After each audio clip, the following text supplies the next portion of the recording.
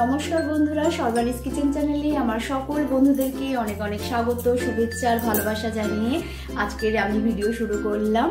আজকে আমি কি বানিয়েছি সেটা তোমরা দেখতেই পেয়ে গেছো যে আমি পালং ধনিয়া চিকেন বানিয়েছি, কিন্তু আমি এটা কিন্তু কোনো রেস্টুরেন্টের মতন করে বানাইনি। এটা সম্পূর্ণ আমি আমার মতন করে বানিয়েছি। ধনেপাতা দিয়ে তো আমরা চিকেন করেই থাকি শীতকালে এবং খেতে সত্যি খুবই ভালো হয়, কিন্তু আমি আজকে করলাম পালং শাক আর ধনেপাতা দিয়ে। সম্পূর্ণ বাড়িতে যে সমস্ত আমাদের মশলা থাকে সেই দিয়েই আমি করলাম। খেতে কিন্তু সত্যি খুবই ভালো হয়। এটা শুধু আমি আজকে করিনি, আমি শীতকালে করে থাকি এবং সবাই খুব ভালো বলে, তাই রেসিপিটা তোমাদের কাছে আমি শেয়ার করলাম। বাড়িতে ঠিক একবার এইভাবে করে খেয়ে দেখো বন্ধুরা, সকলেরই আশা করি খুব ভালো লাগবে। তাহলে বন্ধুরা দেখে নাও আমার আজকের রেসিপি। বন্ধুরা আমি শীতকালের জন্য একটা ভীষণই সবার প্রিয় একটা রেসিপি বানাচ্ছি। আবার এই রেসিপিটা কিন্তু খুব তাড়াতাড়ি হয়েও যায় এবং খেতেও হয় ভীষণ টেস্টি। তোমরা যে কোনো দিন ডিনারের সাথে বানিয়ে ফেলতে পারো আর সবকিছুর সাথে এটা ভালো লাগে। আজকে আমি বানাচ্ছি পালং ধনিয়া চিকেন। আমি আমার মতন করে বানাই, কিন্তু খেতে ভীষণ টেস্টি হয়, তাই তোমাদেরকে দেখাচ্ছি। দেখো এখানে পালং শাক নিয়েছি, এখানে 500 গ্রাম পালং শাক আছে। এখানে আছে ধনেপাতা, বেশ অনেকটা পরিমাণ ধনেপাতা নিয়েছি। দুটো টমেটো, নিয়েছি দুটো পেঁয়াজ বেশি দিই না আমি, সেই জন্য এই দুটো পেঁয়াজ দিচ্ছি আমি। আর নিয়েছি চিকেনটাকে আমি প্রথমে ম্যারিনেশন করে নেবো। তাহলে চলো দেখতে থাকো আমি কিভাবে চিকেনটা ম্যারিনেশন করছি। দেখো বন্ধুরা, চিকেন ম্যারিনেশন করার জন্য আমি প্রথমে দিয়ে দিচ্ছি লেবু। আমি এখানে দিচ্ছি গন্ধরাজ লেবু, কেন গন্ধরাজ লেবুর গন্ধটা দারুণ সুন্দর, সেই জন্য এখানে গন্ধরাজ লেবুটা দেওয়ার চেষ্টা করবে, খুব ভালো হয় সেন্টটা। একটা এরকম বড় সাইজের লেবুর আমি অর্ধেক লেবুটাকে দিয়ে দিচ্ছি।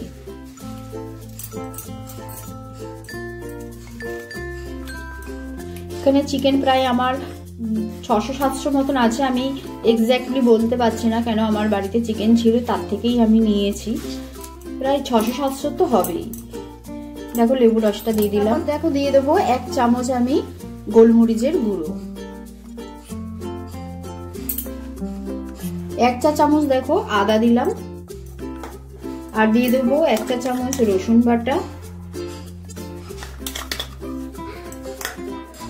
আর দিয়ে দেবো টক দই, ফেটিয়ে রাখা টক দই দিয়ে দিলাম। আমি এখানে টক দইটা দিয়েছি প্রায় 3 টেবিল চামচের মতন। এখন আমি নুন দেব না, কেন নুন দিলে জল কেটে যায়, সেই জল ছেড়ে দেয় নুন দিলে, সেই জন্য আমি এইগুলো দিয়েই ম্যারিনেশন করে রাখবো। ম্যারিনেশন করে তোমরা যে যতক্ষণ পারো রাখতে পারো, কেউ যদি রাত্রে করো সকালবেলা যদি ম্যারিনেশন করো খুবই ভালো হয়। আমি আধ ঘন্টার জন্য ম্যারিনেশন করে রাখছি। তাহলে চলো ম্যারিনেশন করে দেখাচ্ছি। দেখো আমার ভালো করে মাখানো হয়ে গেছে, এবার আমি এটাকে রেস্টে রাখছি। এবার দেখো আমি কড়াইয়ের মধ্যে জল দিয়ে দিচ্ছি। প্রথমে পালং শাকটা তো জানোই ভাপিয়ে নেব, একটু দিয়ে দেবো নুন,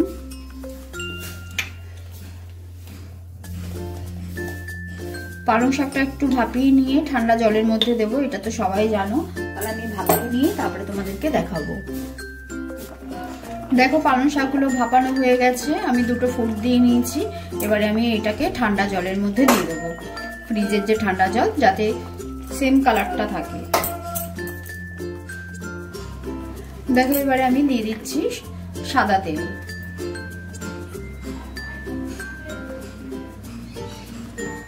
3 চামচের মতন আমি সাদা তেল দিলাম। এবার দেখো আমি দুটো শুকনো লঙ্কাকে দিয়ে দিলাম। দিয়ে দেবো গরম মশলার মধ্যে এলাচ, দারচিনি আর লবঙ্গ, আর দিয়ে দেবো একটু জিরে ফোড়ন।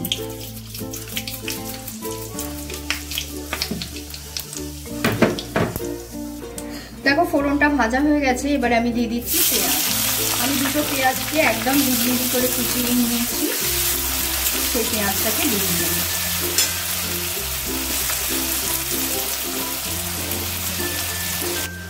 দেখো পেঁয়াজটা একটু ভেজে নিলাম, বেশ একটু ব্রাউন কালার এসে গেছে। এবারে আমি দিয়ে দেবো টমেটোটা।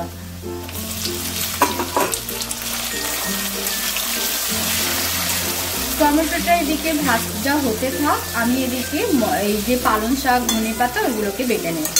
তাহলে কিভাবে করছি তোমাদের দেখাই।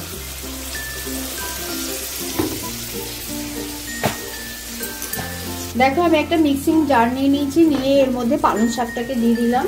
পালং শাকটাকে পুরো ঠান্ডা করে নিয়েছি। দিয়ে আমি যে ধনে পাতাটা নিয়েছিলাম সেই ধনে পাতাটার এখানে কিন্তু অর্ধেক দেব, আর অর্ধেকটা আমি বেটে রেখে দেবো আমি পরে দেওয়ার জন্য। দেখো অর্ধেকটা দিয়ে দিলাম। এবার দিয়ে দেবো আমি কাঁচা লঙ্কা, ঝালটা যে যার পরিমাণ মতন দেবে। আমি গোলমরিচের পরিমাণটা বেশ ভালোই দিয়েছি। কাঁচা লঙ্কা আমি এখানে 4টে নিয়েছিলাম, কিন্তু আমার লাগবে না, 3টে আমি লঙ্কা দিলাম। দিয়ে এটাকে পেস্ট করে নেব। দেখো আমি মিহি পেস্ট করে নিয়েছি। দেখো আমি দিয়ে দিলাম 1 চামচ রসুন বাটা,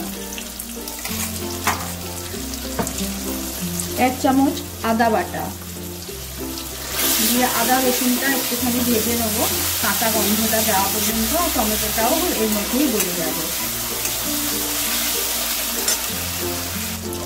এবারে দিয়ে দেবো 1.5 চামচ ধনে গুঁড়ো, 1.5 চামচ দিয়ে দিলাম ধনে গুঁড়ো। আর জিরে গুঁড়ো দেবো 1 চামচেরও কম।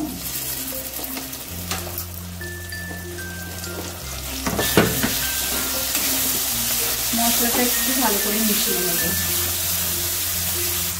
মশলাটা ভালো করে মেশানো হয়ে গেছে। এবার আমি চিকেনটাকে দিয়ে দিলাম।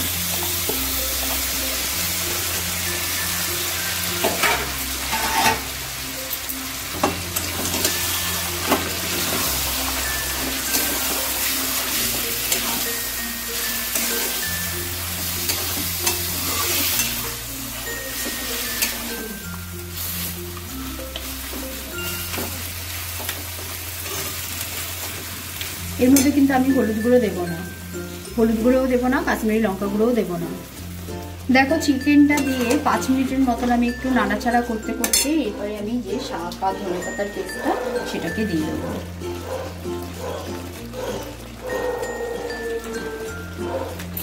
এখনো পর্যন্ত কিন্তু আমি নুন দিইনি, নুন এখনো দেবো না।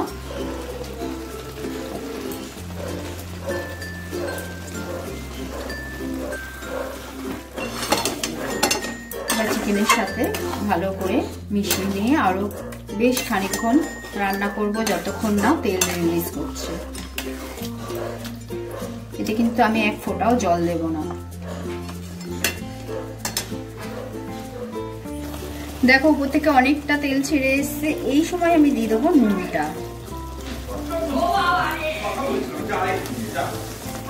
নুনটা দিয়ে আমি ভালো করে এবারে মিশিয়ে নেব। আর বেশ কিছুক্ষণ রান্নাটা হলে পরেই হয়ে যাবে। আরো খানিকক্ষণ হবে, এখনো পর্যন্ত কিন্তু অনেকটা টানবে। এখনো এখানেই রান্না কিন্তু শেষ না।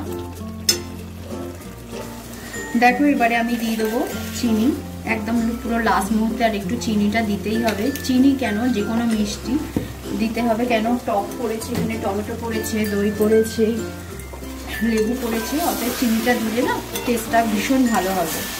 সেজন্য একটু মিষ্টি, এইরকম চিকেন করলে একটু মিষ্টি দেওয়ার, যেসব বন্ধুরা মিষ্টি দাও না দিতে পারো, কিন্তু একটু দিলে পরে আমার মনে হয় টেস্টটা ভালো লাগবে।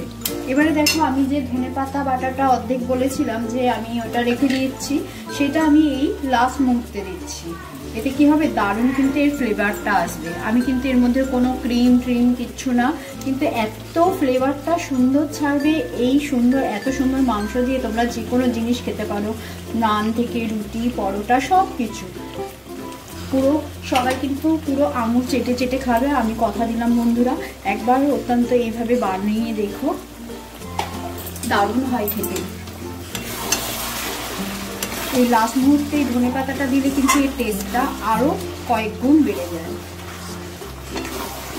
আর এই 2 মিনিটের মতন আমি একটুখানি মিশিয়ে নেব, নিয়ে নামিয়ে ফেলবো। তাহলে আমি প্লেটিং করে তারপর তোমাদেরকে দেখাচ্ছি। দেখো আমি এবারে সার্ভ করার জন্য রেডি করছি আজকের রেসিপি পালং ধনিয়া চিকেন। এটা কিন্তু আবারও বলছি বন্ধুরা, খুবই খেতে ভালো হয়। ডিনারে কিন্তু তোমরা বানিয়ে ফেলতে পারো, ডিনার কিংবা লাঞ্চ যে কোনো টাইমে, হতে বেশি সময় লাগে না, খেতেও হয় ভীষণ টেস্টি। তাহলে বন্ধুরা আমার রেসিপিটা যদি তোমাদের ভালো লেগে থাকে তাহলে অবশ্যই লাইক, কমেন্ট, শেয়ার করো। সকলে সুস্থ থেকো, ভালো থেকো, পজিটিভ থেকো। আবার আসবো তোমাদের সামনে নতুন রেসিপি নিয়ে। আজকের মতন এইখানেই, তাহলে ধন্যবাদ। দেখো আমি পুরো সার্ভ করার জন্য রেডি করে নিয়েছি। এর সাথে কিন্তু আবারও বলছি সবকিছুই ভালো লাগবে, নান থেকে, পরোটা থেকে, রুটি থেকে, ভাত থেকে সবকিছুই ভালো লাগে। তাহলে আজকের মতন এখানেই বন্ধুরা, আসি আমি।